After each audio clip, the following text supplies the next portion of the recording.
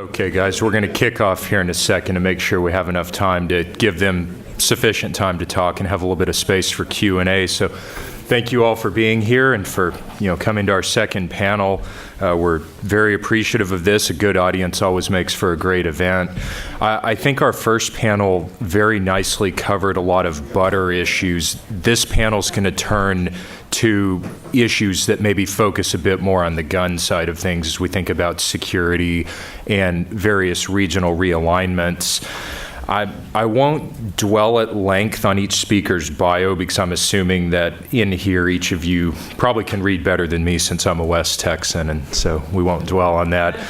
But one thing I guess I would say as we look at the bios is, everybody here from Christian to Dr. Maloney to Abdullah are all absolutely massively qualified for this, and they have a very broad and deep range of experience as well. They all have stellar academic chops, but we also have a lot of practical experience, and in Dr. Maloney's case, both government and private sector experience with ExxonMobil. On top of that, in terms of their backgrounds, one thing that I guess is interesting is I keep seeing Cambridge over and over, and I'm starting to think that Cambridge is the Goldman Sachs of the Middle East studies world. There seems to be alumni everywhere, but with that, I think we'll dwell no further. We'll have 15 minutes for each of them, and I'll turn it over to Christian here.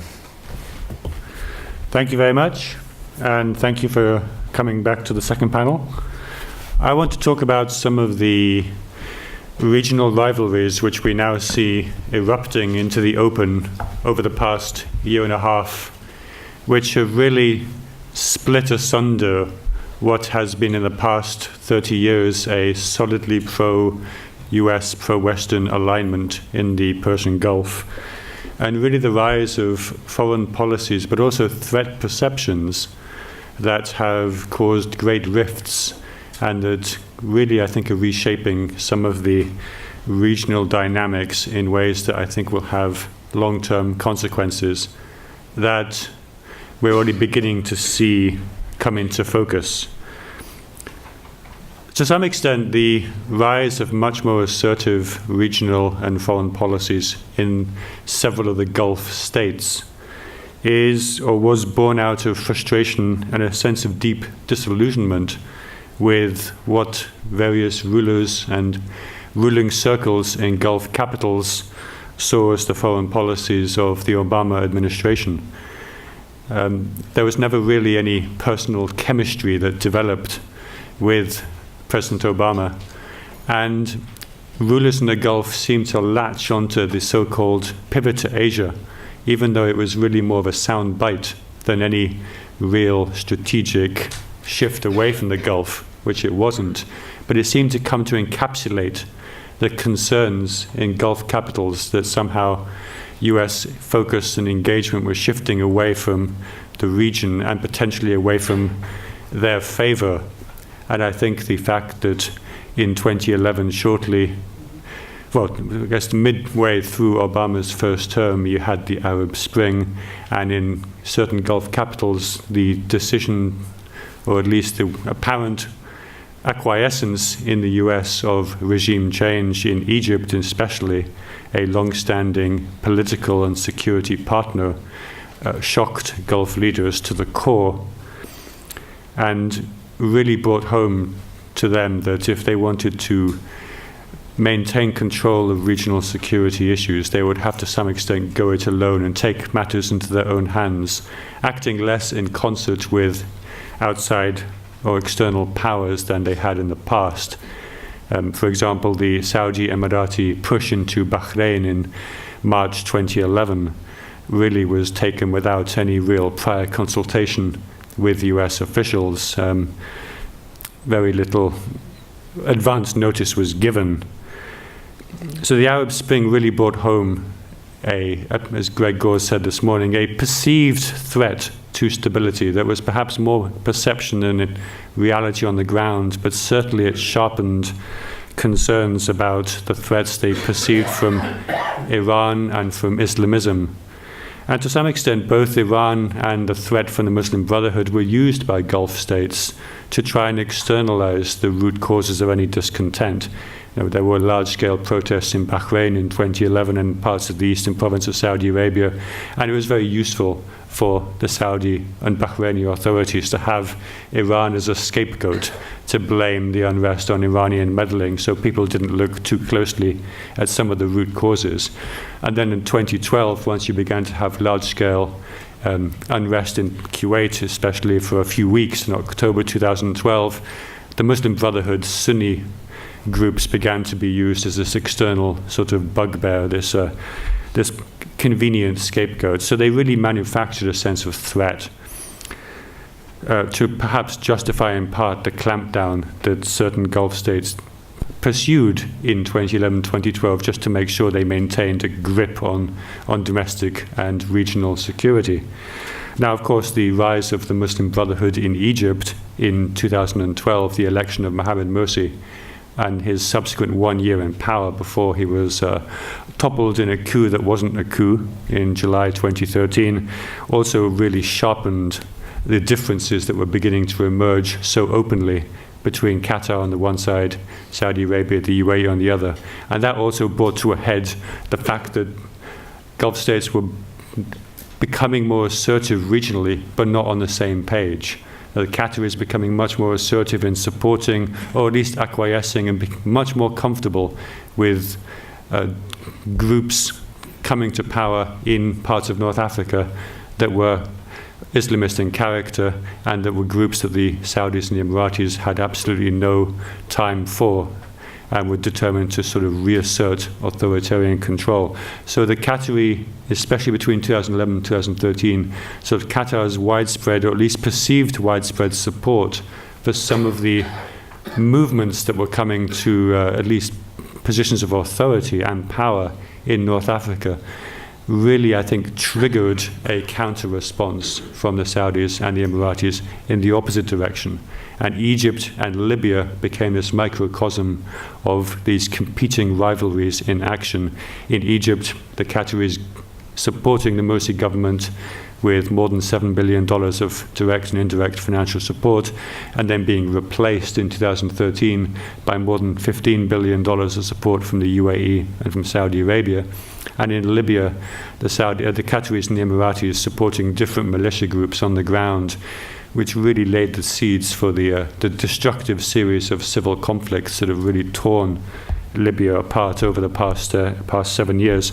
So the fact that the Qataris were out there between 2011 and 2013, much more regionally assertive, pushed the Saudis, the Emiratis, to do the same in a different direction, which really, I think, triggered the visceral anger that we've seen, the roots of the visceral anger that we've seen within the Gulf, and has really reconfigured threat perceptions. The Gulf Cooperation Council was founded in 1981 in large part as a reaction, a defensive reaction among the 6 Arab Gulf states who felt they had to come together to better face the upheaval caused by the Iranian Revolution and the Iran-Iraq War, and to had at least a basic common assumption of regional affairs, that they were better together. But over the past 3 or 4 years, what we've seen is threat perceptions now within the Gulf have almost turned the Gulf states at each other's throats. If you talk to Saudis and Emiratis, I think as Greg said this morning, they will claim that the Qatar is behind almost every regional destabilizing action that they see. And of course, if you talk to a Qatari these days, they rightly see a threat perception from the Saudis and Emiratis born out of the fact that twice in 3 years they've been subjected to diplomatic and now economic and political blockade by their neighbors. So the common threat perception that defined the Gulf states coming together in 1981 and kept at least a degree of consensus among the 6 states has really broken down over the past 3 or 4 years, and had its roots in many of these foreign policy responses to the Arab Spring, where the Qataris went in one direction, the Saudis and the Emiratis went in the other. And then, of course, the role of the US as well. As I said at the beginning, there was deep disillusionment, I think, with the Obama administration. The Arab Spring was one factor into that. The other was, of course, the Iran nuclear negotiations. And as was said in the first panel, the decision to not include regional issues in the narrower context of the JCPOA negotiations, and the fact that at least for the first 2 years, those negotiations or the pre-negotiations were taking place in secret without Gulf involvement, and the Gulf states were then not involved in the formal P5+1 negotiations either, led to a sense of anger and almost abandonment in Gulf capitals, especially in Saudi Arabia and in Abu Dhabi, that they were not part of these negotiations, that there was this fear of this grand bargain being struck between Saudi Arabia, or between the United States and Iran, where almost the Gulf interests would be kind of sacrificed in favor of this grand design. Now that, of course, never happened, but from the beginning there was this complete dissonance between Gulf capital views, or views in Gulf capitals of Iran, and the JCPOA. The view in the Gulf was you cannot separate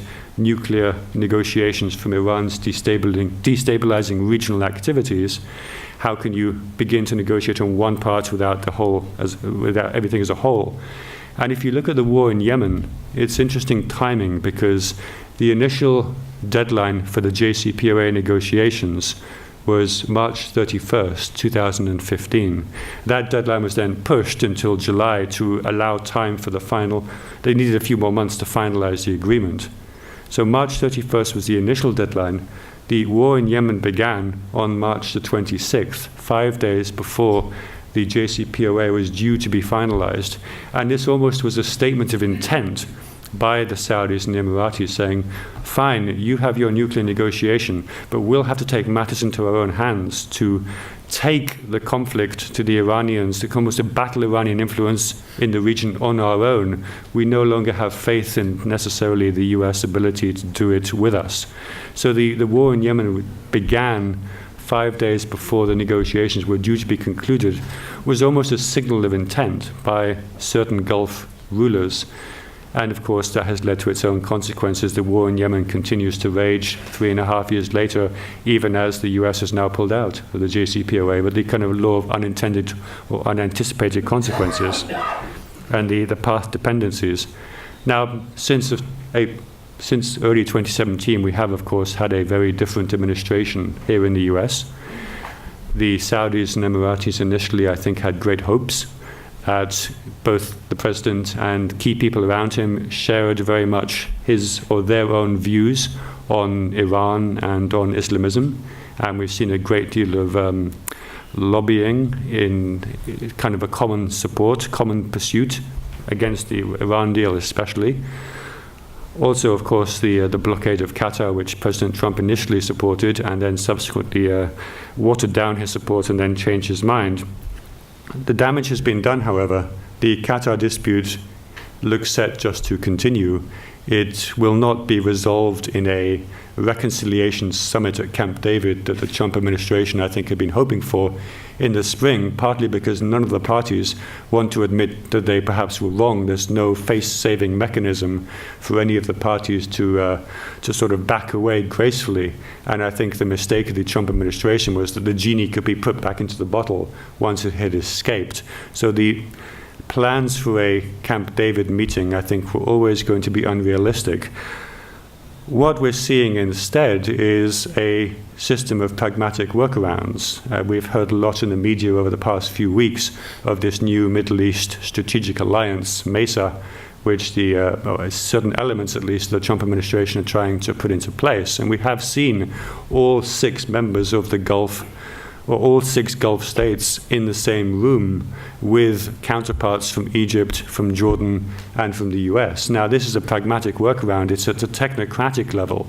We're seeing chiefs of staff meeting. We're seeing technocrats meeting. And it's not at a Gulf level alone. It's the Gulf plus 3, US, Egypt, and Jordan. So there's a kind of way that they can technically say, well, we're not meeting as the Gulf Cooperation Council. We're meeting on specific issues such as counterterrorism, intelligence sharing, security and defense.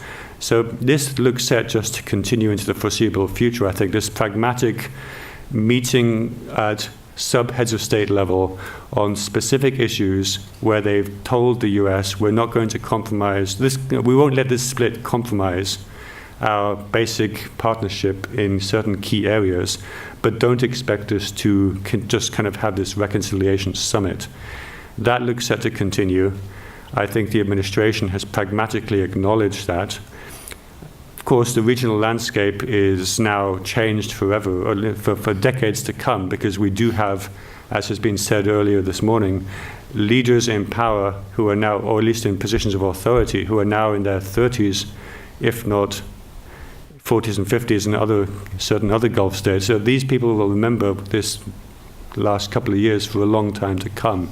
And if you talk to people in the region, the sense of bitterness and anger, and the sense that other Gulf states are now almost enemies, traitors, as was said this morning, that's the social element of this crisis that will simply not be able to be just put back. If there's an agreement, they simply will not be able to just turn off the anger, the bitterness that has reshaped threat perceptions in the region so powerfully. So that's perhaps the unanticipated consequence. And so it might be appropriate to ask if we're talking about a post-GCC, a post-Gulf Cooperation Council era. I mean, the GCC will continue to exist, but we've seen elsewhere in the Middle East and in the Gulf that organizations often aren't wound up formally. I mean, they don't just sort of go out in a blaze of glory. If an organization is out of favor, it just becomes more and more marginalized or more irrelevant, and people gradually forget that it existed. And this perhaps could be the fate of the GCC if they don't get a grip on at least trying to restore pragmatic relationships at a technocratic level anytime soon. It could just be that the focus of action doesn't take place at a Gulf level, it takes place at a region-wide level with the US in the room. So I think that's what people are getting used to. I think the visceral anger means it will continue the crisis, but people are getting used to it and just making plans accordingly. So with that... You're right, and you're right on 15 minutes. Thank you, Christian. Now to Dr. Maloney. Thank you, and thanks so much to the Baker Institute for the invitation and for this terrific conference. I think there's really no organization that does the kind of fusion of academic and policy, of geopolitics and energy, as well as this institute does. And so I'm really grateful to have an opportunity to be here and to listen to my fellow panelists and learn from them. I'm going to focus on the U.S.-Iran dynamics, building on the presentation of Mohammed Tabar on the first panel. Mohammed, of course, focused on the regional dynamics, and so I will broaden the aperture. I just want to note that Mohammed is the author of one of the best new books on Iran, and I strongly commend it to all of you. It is a great study of the Islamic Republic and wonderfully readable, unlike many academic books. Let me start with where the Trump administration is on Iran. The president came into office really focused on the issue of Iran in a way that surprised many. He campaigned around Iran quite frequently, often talking about renegotiating the nuclear deal with Iran rather than ripping it up. This was a bit of a distinction from his rivals in the Republican primary race, many of whom were campaigning on how quickly they could rip up the deal. The president, in fact, always came in with this intent to renegotiate the deal, and I'll come back to that as we get into the kind of future of what happens next with U.S. policy.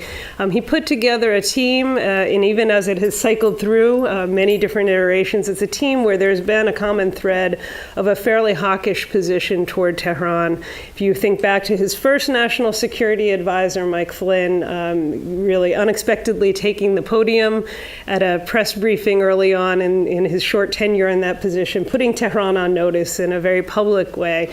And this has been the kind of atmosphere that the Trump administration has cultivated throughout the successive turns of senior decision makers. And there was a long speculation about what, in fact, the president would do with respect to the nuclear deal. He continually threatened to withdraw from that agreement in public. There was an effort, really sincere and I think hard fought within the administration to try to come up with a successor agreement or a supplementary agreement with the Europeans. Those negotiations came a long way in the 3 months that they were underway between January and April of last year. earlier this year. But unfortunately, it appeared that the president really never took that seriously. When he was confronted with an update on the negotiations during the visit of French President Macron in May, he indicated he had no idea even who the negotiator was from the American side. So this was, in many ways, I think, a part of a process that has left a deep sense of bitterness on the part of our closest partners to the deal and our closest European allies. But by walking away from the deal, as he did in May, President Trump really put himself in the Republican mainstream. The deal had been the subject of withering criticism from the very inception of the serious negotiations, which got underway during the Obama administration in 2013. And while Trump is in many ways an outlier to Republican foreign policy thinking on a number of different issues, on this one issue, he aligned himself very clearly with the majority of Republican representatives in Washington and with, I think, the Republican base as well. At least from what I'm told, the decision to walk away from the deal polls very well among domestic audiences, and it will be one of the things that the president is campaigning upon, both with the midterms coming up and presumably with his re-election prospects for 2020. And I think that's not unimportant to understanding American policy on this issue. There was a lot of, I think, uncertainty about how this would play out, a lot of, frankly, very hyperbolic concerns about what might happen in the aftermath of the American decision to walk away from the nuclear agreement in May. And in fact, I think if you look at it from a sort of tactical standpoint, the administration sees that this has been a successful decision. The impact on Iran has been dramatic and severe and fairly rapid, really within moments of the president concluding his speech, announcing his withdrawal from the deal. There were already calls from American and other companies for the administration to sort of finish up the business of clarifying the regulatory environment, because companies simply wanted to move as quickly as possible to unwind their presence in Iran, to avoid any prospect of being penalized by the administration. And so there's been really a rush to the exits on the part of foreign investors, particularly from Europe, but also from Japan, South Korea, and elsewhere. American companies that were operating under provisions that enabled multinationals to use non-U.S. subsidiaries to engage with Iran. Companies such as GE moved very quickly as well. Foreign financial institutions that were beginning to reopen links with Iran quickly shut down in many cases. And we saw a direct impact on the day-to-day economy of Iranians with a complete collapse of the Iranian rial, which really predated the president's decision, much to do with the kind of ongoing endemic structural issues with the Iranian economy, but also because of the uncertainty of U.S. policy toward Tehran. The rial fell was trading at about 3,800 toman to the dollar in early 2017, and early 2018, and collapsed to close to 18,000 toman to the dollar before rebounding over the course of the past couple of days in a really aggressive intervention on the part of the executive branch in Iran. It's unclear how long that can be sustained, and I think it only underscores how much volatility there is. The collapse of the rial, the slowing of growth, the exit of foreign investors and financial partners has led to, not just impact for the currency, but a direct impact on the availability of a lot of staple goods, on the functioning of day-to-day businesses. There are shortages of everything from diapers to tomatoes in Tehran. This has prompted discussions of the reintroduction of rationing, which really hasn't happened in a serious way since the Iran-Iraq War, as well as new export controls on all kinds of different products. If you're leaving Iran today, if you're an Iranian or a foreign visitor leaving Iran, you'll be checked to see how much gold you're wearing, because this is part of the process of Iranians looking for safe harbor to store their wealth. And this is related to a number of ongoing problems with the Iranian economy, but it was deeply exacerbated by the administration's policy. There's a couple of other places where you could say, okay, this has been very successful. What the Trump administration did in many ways was simply to put back in place the sanctions that had had been in place during the Obama administration. But as I said, there were real questions about how this would in fact play out, because the Obama administration implemented these sanctions at a time of broad international support and in the context of a multilateral sanctions regime that included measures imposed by the United Nations, by the European Union, by a number of individual states in Europe and Asia that had a reinforcing effect on American sanctions. It was unclear whether or not unilateralism would in fact work. And I think what we've seen, at least in terms of the economic impact and a corresponding political impact within Tehran, that we've seen that these measures do have a much greater force than some of the skeptics would have believed. And we've also seen that an administration that's prepared to enforce them in a maximalist fashion can in fact get away with it. The Obama administration indicated with respect to the sanctions impacting central bank transactions, and these are the ones that are most relevant for the energy sector because they directly affect the ability to repatriate the transactions, to conduct transactions and repatriate the revenues from oil exports, that satisfactory reductions of somewhere between 16 to 20% in importing crude from Iran would be satisfactory from the Obama administration's point of view. The Trump administration's been saying since May that they will only accept zero. And there's been some real question about how successful that would be, simply because the question of how viable it is. And in fact, again, what we're seeing is that countries like Japan, South Korea, European companies that were major importers of Iranian crude have in fact been moving towards zero. Iran's exports were down by 600,000 barrels a day as of late August. We'll be watching in the run-up to the deadline that Mohammed mentioned on November 4th as to whether or not this will be even more severe. There are wide ranges in estimates. Many credible experts on the Iranian oil sector who believe that Iran's daily exports will be reduced from about 2.2 million barrels a day to below 1 million barrels a day by November 4th. There are some who forecast even more aggressive declines.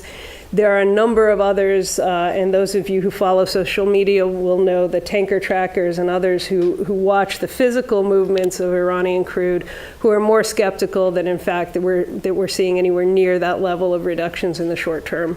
But it will certainly have an impact on Iran's economy, because even where the exports will continue, particularly to China and to India, they will not take place, they will not be transacted in hard currency that Iran can repatriate, and it will force Iran to sort of move to a variety of different mitigation strategies that the Iranians have employed for decades in dealing with sanctions. There's a lot of economic tools that they have at their disposal, as I mentioned, rationing, export controls, policies to try to stabilize the foreign exchange. They have 40 years of experience with smuggling and evading sanctions. They'll be moving crude out through land routes, certainly through Iraq and almost inevitably through Russia as well. They're storing oil, they're engaging in barter trade, and there's a lot of, I think, speculation about the Iranian capacity to use cryptocurrency. And through a variety of mechanisms, the Iranians will be able to manage some of the difficulties that they're facing as a result of these sanctions. But again, why I think it could be considered a tactical success for the Trump administration is that the Iranians are really in a box. They can manage for a spell, but they can't really wait out this administration, as many in Europe and elsewhere are advising them to do, to get to January 2021, which would be the earliest possible time that there would be a sort of realistic prospect of seeing a serious change in American policy on the sanctions, is inconceivable, I think. If you think back to the 2012 period, the last time when Iran was facing this level of disruption in its ability to transact with international financial markets, it was really less than a year that took place between the point at which these sanctions went into effect and the point at which the Iranians were seriously pursuing a back channel that had already been proffered to them by the Obama administration through Oman. The prospect of negotiations, I think, is one of the possible alternatives that the Iranians are exploring today. It's obviously politically very difficult because the Iranian supreme leader has banned negotiations with the United States. He's done that in the past, though, and we saw what happened. But there is a real credibility gap. I mean, this is a government, the Trump administration, that walked away from a deal that was more than a decade in the making. And so to come back to the table and expect any different outcome is, I think, very implausible for the Iranian side. They will want more, and they'll be prepared to give less. But I maintain that it is going to be very, very difficult for the Iranians to ride out this level of economic pressure, particularly at a time where their post-revolutionary baby boom is really coming into the job market. Kind of huge youth bulge that was born in Iran in the first decade of the revolution is now coming out of university. They want jobs, they want houses so they can get married and move on with their lives. These are the frustrations that Mohammed mentioned bubbling up to the surface in protests in recent months and over the course of the past year. And there are also, of course, not too far along the horizon is the prospect of only the second succession in the Islamic Republic's history for its most important post, that of Supreme Leader. So all this makes it sound like I'm a huge backer of the Trump administration's policy. Let me conclude by saying I think that it's actually a strategic failure, because what the administration has done is put the Iranians in a box with really no clear exit ramp, no credible prospect of serious negotiations, and yet there is no real clear outcome, end state, from the Trump administration. And I think that's a function of the division within the administration itself. The president himself, I think, really does want a deal. You might have noticed he tweeted calling President Rouhani of Iran a lovely man last week. He called Iran a very special place in a news conference that he gave on the fringes of the United Nations General Assembly meetings last week. I think Iranians recognize that he's hungry for some kind of a Singapore Part 2 with the Iranians. There have been senior Iranian officials sort of nosing around asking, how can we get ourselves a Kim Jong-un, sort of a deal here? But at the same time, there's certainly at the National Security Advisor level and other senior officials a willingness to simply apply pressure for the sake of pressure, if in part in hopes of some kind of regime change, deus ex machina, or simply because there isn't a better solution. Simply apply pressure. You don't need to have a sort of resolvable solution. Keep Iran in the box. I would argue, and I think Mohammed and others on the first panel suggested that that's not really sustainable, because this conflict at a time of tremendous uncertainty in the region is going to bubble out in other ways. One of those ways is the impact on the oil price. That's one of the, I think, fundamental vulnerabilities to trying to apply a long-term pressure strategy for containing Iran. We have, at this stage, even less flexibility than we did in 2012, despite much larger American production. Crises in Venezuela and lack of real stability in Libya mean that there is less flexibility in terms of oil markets. And finally, just to get it back to the Gulf, to the Persian Gulf, which I'm glad we used in the title here, the kind of transactionalism that the president has articulated, his criticism in his speech at the United Nations last week and in a number of tweets about the Saudis and OPEC and unwillingness to address the question of high prices, even as, of course, it is American policy that is one of the primary drivers of. Don't mean to interrupt you. You've got 30 seconds. I know. I'm watching very closely, and this is my very last point. That transactionalism, I mean, we heard it again in a speech last night where he talked about the Saudis only able to last 2 weeks without American support, is fundamentally corrosive to having a stable and constructive American presence in the Gulf. And I'll conclude there. Perfect. Thank you. Now to you, Abdullah. Thank you. Let me just put my timer on. Good morning, everybody, or is it afternoon? I am suffering still from a jet lag coming from the Middle East, but I want to thank the Baker Institute and the colleagues, Jim and Christian and their colleagues who helped to invite me here and organize my trip all the way from the Middle East to come and be with you. So I'm delighted to be here. This is my first time in Houston, and I'm really enjoying it. I thought that I was put the last speaker on this panel, at least, to help me to kind of accumulate myself and to get comfortable with the setting. But I realize that it actually puts a burden on me now, trying to say something that is new after that is all that has been said. So I'll try and do that. I may not succeed, but I'll try my best. The topic I was asked to talk about is there a future for the GCC? And I think Christian had kind of answered that in some way, but I'll try and expand it. And as Greg had said earlier on, these Gulf states, these Gulf countries, are much more resilient than what we have, than people have actually expected. They have been able to weather all kinds of challenges in the past, and they have been able to maintain themselves and even develop. So I don't think there is like an immediate threat to these countries, but going back to talk about the GCC and how it was constructed, we have to remember that it was, all the regional upheavals that happened there. I think my colleagues have mentioned the Iran-Iraq war and the revolution in Iran, but also in a much wider region.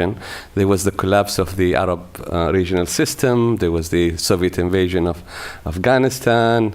And of course, before that, there was the British withdrawal from the region that left the region kind of exposed. So these small countries, independent new countries, they were kind of left in a flux where, how can they guarantee their security in those days? And there were lots of ideas of how to develop this. The Iran-Iraq war provided a clear and a real rare opportunity, and in fact a window for them to do so. For these 6 countries to get together, they couldn't have done it without either Iran or Iraq or both of them in this organization if it wasn't for the war. So both regional Gulf powers, if you like, Iran and Iraq, were fighting each other, and there was an opportunity for the smaller Gulf states to get together and create this regional organization. It was done in a hurry and constructed in such a way as to kind of protect the region, get them to work together, etc.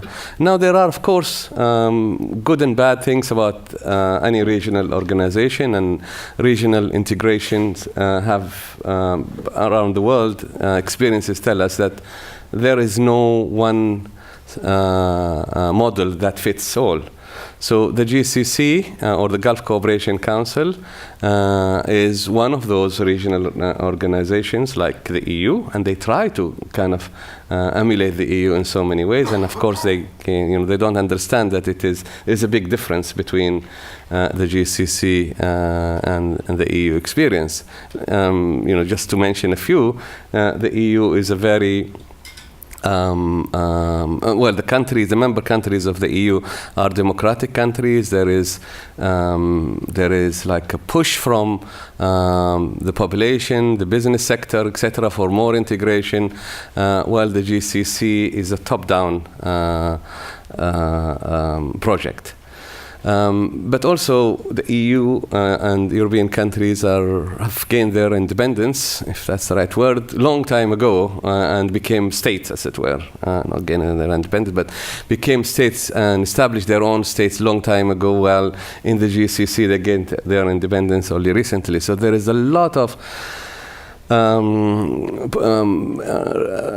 good reason for them to kind of protect their sovereignty. They're very jealous about their own sovereignty.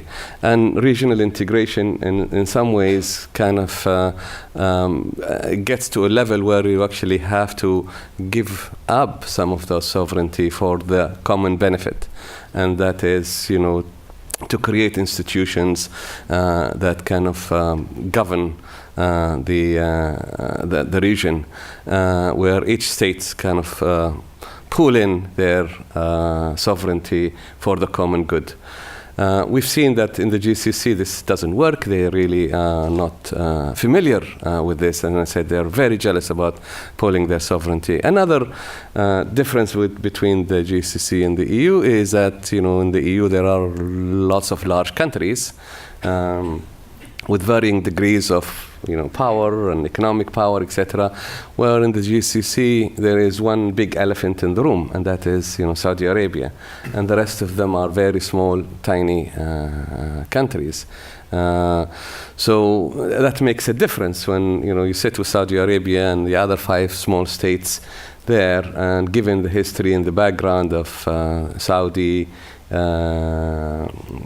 plans and incursion on those small countries, that history wasn't kind of forgotten, and unfortunately some of the action now kind of reinforces this. And so the smaller Gulf states kind of saw, although they wanted to be part of a much larger group, they also saw this group, or this GCC, as a way for Saudi Arabia to dominate the region. And one of those indications is the fact that the Secretariat General itself was based in Riyadh, which is the largest capital and the capital of the largest country. While in the EU, it was based in Brussels and not in Berlin or London or Paris. And there are also signs that Saudi Arabia is using the GCC as kind of part of its foreign policy tool, sometimes without even consulting its fellow member states, where the GCC will make an announcement supporting this decision or that decision, when in fact member states do not support that decision. So there were no political consultation.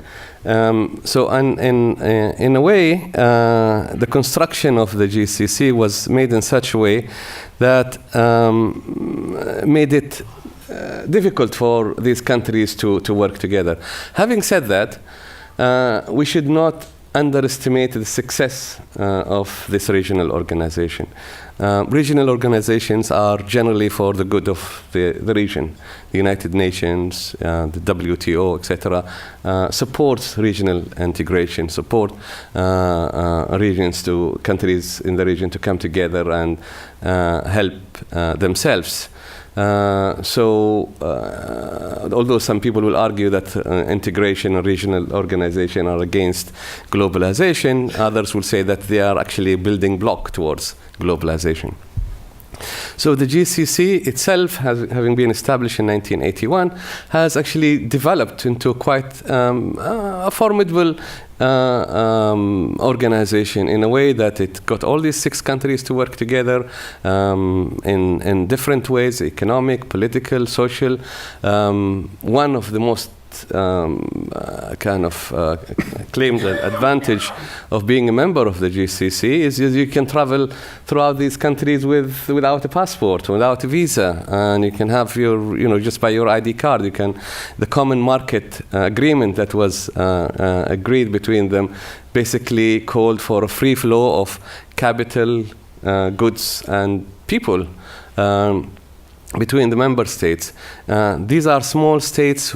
Then they have to diversify their oil-based economy to a more sustainable economy, and the regional integration actually offers them that, creates a larger market.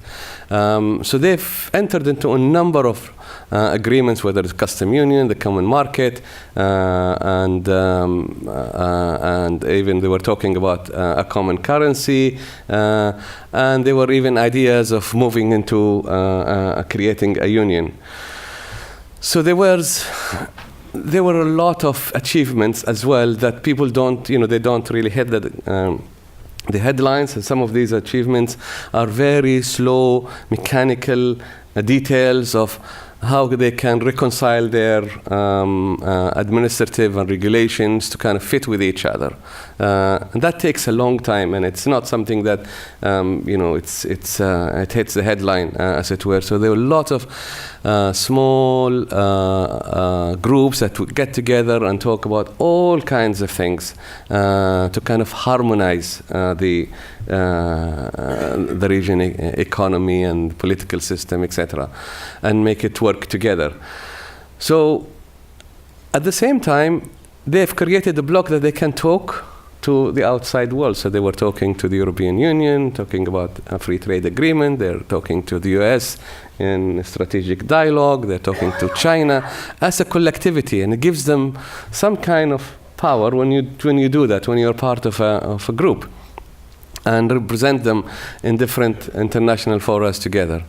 And they've created a decision-making structure. It's not perfect, but that's what they could at that time. And that is, they've created the Supreme Council, where the heads of states meet once, sometimes twice a year, to discuss things. And then they have a ministerial council and a secretariat general. Unfortunately, they have not been able to go beyond that. And what they lack is visionary people, visionary leaders to do so. Like, when you have in Europe, like Konrad Adenauer, Jean Monnet, and people like that, who have actually pushed the integration process to a much deeper state. While in the GCC, we don't seem to have that, and we don't have the push from the domestic level, given the kind of political systems that we have. It's all kind of top-down arrangement. So what happens now with all these achievements, which I've just mentioned a few? I'll explain what happened now with the Qatar crisis. I don't have to tell you about it. I think people have alluded to the idea or the concept of the Saudi Arabia, the Emirates, and Bahrain are part of this GCC group, and alongside with Egypt, which is part of the Arab League, which is basically almost a dying organization, and maybe the GCC will go that way as well. And they all got together in a very sudden, erratic way. And I was actually living in Doha at that time, and I was actually very surprised. I came in the evening, put on the news, and there was this thing on the news screen saying that the Emir of Qatar had said so-and-so in a military academy where he was there to attend it. In the morning, I talked to a number of ambassadors, and they told me, yes, they were there, the Emir attended, but he actually never spoke. It wasn't an occasion where he would have to say something. So the whole thing was fake. And later on, it was in Ramadan, the holy month where people there fast. Within 2 weeks, they closed the borders. After the fake news, they closed the borders. They closed, which is very important, because Qatar gets all its food and supplies and water and everything from that border, and construction material and etc. And they closed the airspace for Qatar. So it was very drastic, and it was much in such a way that to actually make Qatar capitulate. And they expected that, as they did expect, entering the war in Yemen, that they will finish it off in a week. They expected that Qatar would actually capitulate in a week or so. And there was even a talk about military action against Qatar. And in the first few days, it was a shock for the people living there. There's no food. It was food ran out of the supermarkets and water, etc. But what they did not realize, these countries, blockading countries, is that Qatar is actually much more resilient than they had expected. Conflicts within the GCC has always been there. Conflicts within regional organizations are always common. Oops. I have to stop? Oh. You're at 15. I was giving you a little bit of room. Only getting...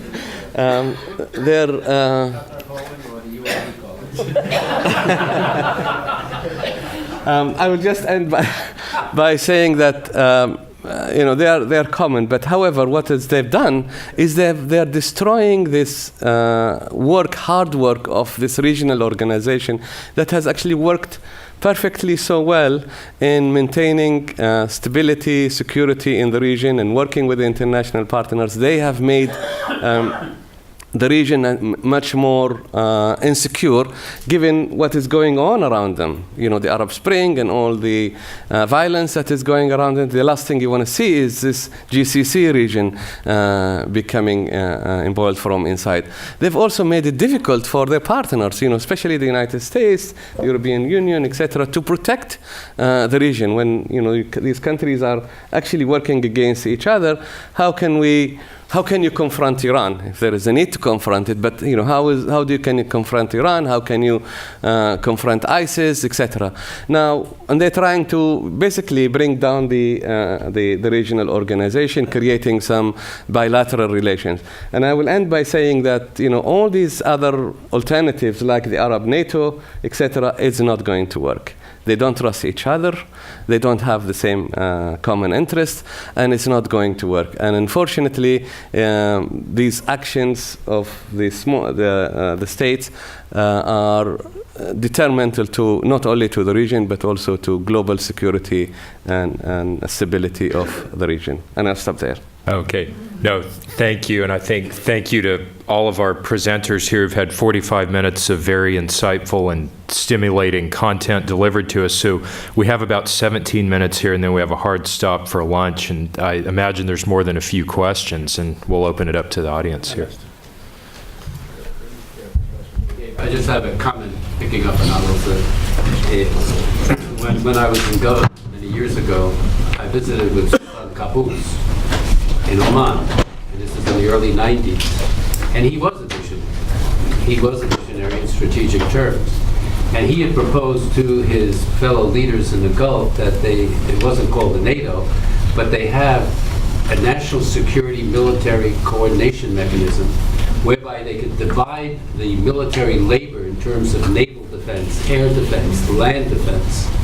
This went absolutely nowhere because of the internal rivalries.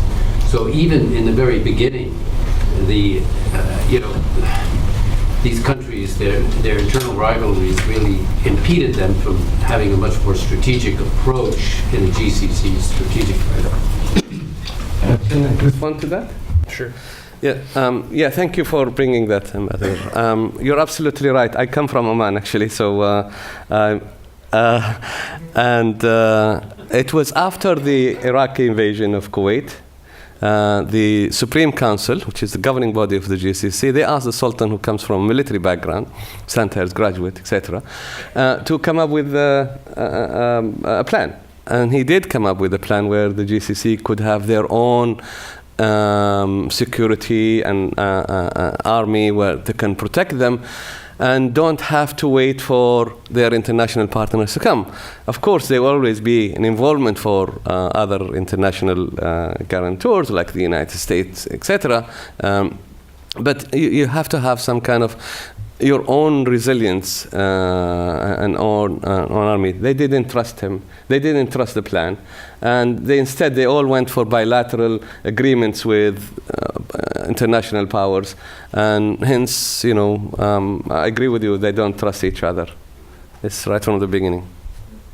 Do either one of you guys have comments? I just want to quickly say that even before that, in 1987, when Kuwaiti shipping began to be attacked in the Iran-Iraq war, the Kuwaitis actually asked the GCC to intervene with the Peninsula Shield, kind of activate the collective security mechanism, and there was no consensus within the GCC to do so, because doing so would take sides in the Iran-Iraq war. And so as a result, the Kuwaitis then went to the US and to the British and to the Soviets, and you had the internationalization of the tanker war. But they initially went to the GCC to activate that collective security mechanism, which failed to do so. Yeah. With this is for Dr. Maloney, please. With the emergence of North America as a self-sufficient arena for energy, which is very new, what do you think are the chances that the Trump administration or even other populist groups might decide to push for the removal of U.S. military forces from that region. And curious as to your thoughts on consequences. I'm guessing that our moderator might have some things to say about that as well, but I think, you highlight a really important point, both the sort of growing familiarity with Washington, in Washington, with the kind of trends in the energy sector that have, to some extent, insulated our economy, at least in terms of supply. I think I saw on Twitter this morning, this is the kind of first period in time where since the Gulf War, where we haven't been importing from Kuwait. There have been zero imports into the United States from Kuwait. So there is this sort of growing appreciation for that, and there is a kind of facile assumption that somehow that makes us less dependent on oil markets. Obviously, everyone here understands that that is not precisely true. But I think it comes at a time where there is a domestic political aversion to greater military engagement on the part of the United States in the Middle East as a whole. That is, one commonality between Trump and his predecessor, this kind of allergy to getting involved directly in a really significant way in conflicts like Syria. And it plays very well in terms of domestic public opinion. I think that's the one point. There are a lot of concerns among people who supported the Iran nuclear deal about the prospects for some kind of a direct bilateral conflict between the U.S. and Iran. And I think one of the hard stops on that is that this president has said in no uncertain terms that he does not intend to get into another costly, protracted military engagement in the Middle East. And in fact, what he has done is begin to reduce the American presence in a number of key arenas, including the lack of an aircraft carrier in the Gulf for many months now, removal of some Patriot missile batteries and other infrastructure in the region in a way that I think, some are quite concerned about what the long-term signaling might be.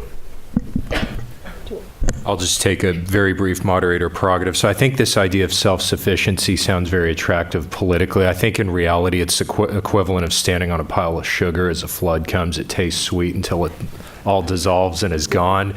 The reality is, even if we didn't import a single barrel, which structurally I don't think that'll be the case, for many decades, if not, ever at all, we're still very much integrated into the world market. And so, you have the same exposure to price and events. And I think on top of that, it's been a fundamental tenet of U.S. foreign policy really for 40 years and running now to make sure that there's a steady supply of affordable, available energy, not just really to our allies, but almost as a global common good. And you see our provision of naval security, for instance, is one of the things that guarantees that. So I think the populist rhetoric is nice on the campaign trail, but I'd be very surprised to see, I think we can question how our guarantor role works, but just this idea that self-sufficiency makes us able to forget about the region, I think is probably a non-starter. Yes, sir. My question is for Dr. Maloney, and it's in regards to the sanctions, and you said that we have a time frame that you think the Iranians will start to feel that true pressure. And so how long do you think that time frame is? And secondarily to that is, what do you think will happen to the region and U.S. as the Iranians begin to figure out, we have to do something to get them off of our back? Yeah, I think that's, we're really already seeing the real impact of the sanctions. It will probably get worse after November, simply because a number of companies and countries were kind of hedging their bets. And so we're only just now seeing, for example, Sinopec, major Chinese state oil company, has reduced its crude offload to zero for November from Tehran.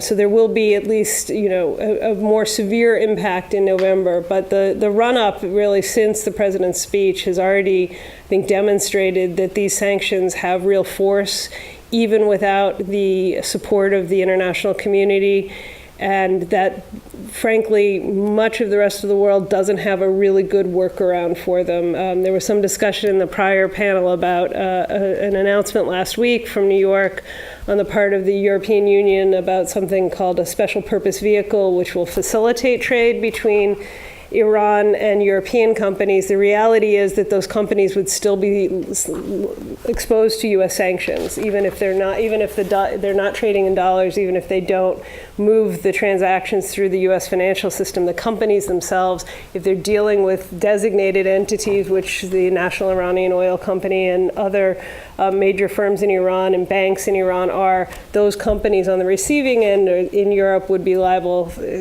exposed to U.S. sanctions, major penalties. And frankly, what we've seen is that no amount of encouragement from European governments can prompt their companies to take those risks. It's simply, it's a structural impossibility. So what do the Iranians do as they begin to feel the heat? So far, the motto from Tehran has been strategic patience. At the moment, we're getting all the benefits of the Joint Comprehensive Plan of Action on the cheap, so to speak. We're not providing the incentives that were promised under that deal, but the Iranians continue to abide by the agreement. That's certainly one of, I think, the possible outcomes of this situation, is that the Iranians could begin to inch away from their compliance with the deal. The difficulty is that that's maybe morally satisfying, but it doesn't really buy them anything. And if anything, it could, in fact, expose them to greater pressure from the Europeans and in particular the Russians, who are quite concerned about Iran's nuclear program. The other alternative, of course, is for the Iranians to cause trouble, to turn up the heat in a number of conflicts where our forces and their forces, or our interests and their interests, are proximate, whether that's Syria, whether that's Yemen, whether that's Iraq. Here again, retaliation may be satisfying for some within the Iranian domestic political establishment, but it doesn't improve the sort of existential dilemma that they're facing in terms of the economic pressure at this critical moment in time. So I continue to believe that they're going to try to explore some kind of an alternative negotiating strategy. They're waiting to see what happens in the midterms, whether or not, in fact, the president appears to be perhaps a little less put on his back foot in terms of his position in Washington. But fundamentally, they don't really have a pathway out of this dilemma that they found themselves in. And it's not clear if the Trump administration is either competent enough or visionary enough to kind of offer a platform for something serious. The Secretary of State outlined 12 sets of demands in a speech in Washington shortly after the president announced his withdrawal from the nuclear agreement. They're all, laudable goals, but none of them are practical demands that the Iranian government is ever going to be capable of satisfying. So what we need is for someone within the administration to, presumably through some kind of a back channel, Oman has been a credible partner in that in the past, begin to create some kind of a sense of confidence for the Iranians that there is, in fact, an alternative to simply pressure without reprieve. Two questions. The first question is, what did Qatar expect to gain from kind of getting out of step with everyone else? And the second is, how strategic and how much trade is there between Iran and Russia?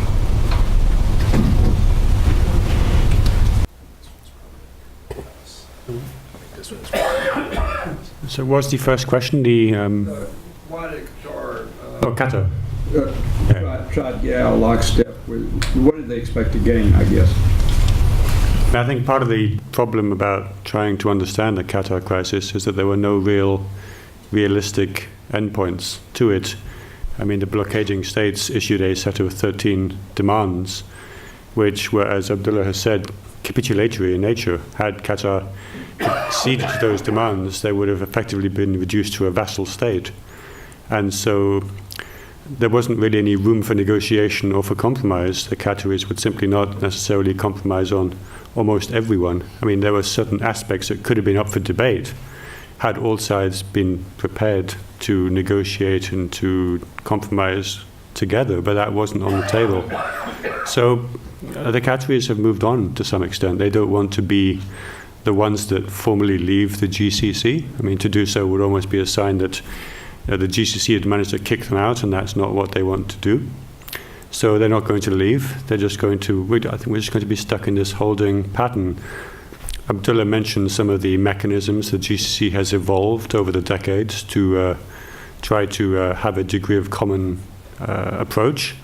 And I think the danger or the damage for the GCC is that at every stage of this crisis, the GCC as an institution has been completely bypassed. The initial grievances were not conveyed through any GCC mechanism. They were bilaterally imposed by the 3 states on Qatar.